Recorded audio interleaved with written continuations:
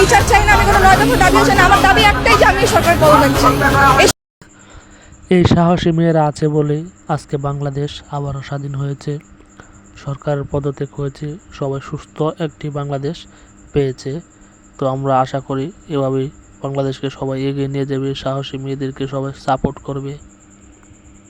আপনারা ভার্সিটির মানুষ, ভার্সিটির স্টুডেন্ট দেখেছেন, কলেজ আর হাই স্কুলের স্টুডেন্ট এখনো দেখেন নাই।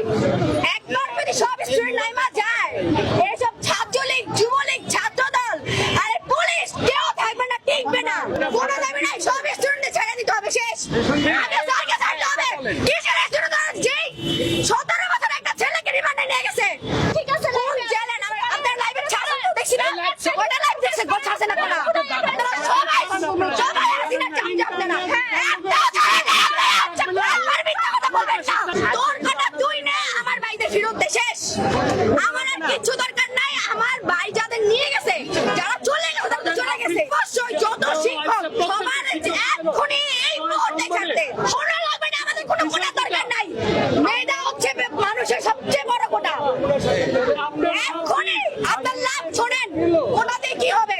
যদি মেয়ে না থাকে, কই অন্য দেশে তো কোটা দেয় না, বাংলাদেশে কেন কোটা থাকবে? আপনারা ভার্সিটির মানুষ, ভার্সিটির স্টুডেন্ট দেখেছেন, কলেজ আর হাই স্কুলের স্টুডেন্ট এখনো দেখেন নাই। একবার যদি সব স্টুডেন্ট নাইমা যায়, এইসব ছাত্রলীগ, যুবলীগ, ছাত্রদল আর পুলিশ কেউ থাকবে না, টিকবে না।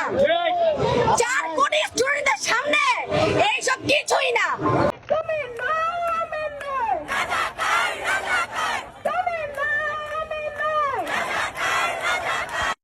আমার সোনার বাংলার তুমি কে আমি কে, রাজাকার রাজাকার।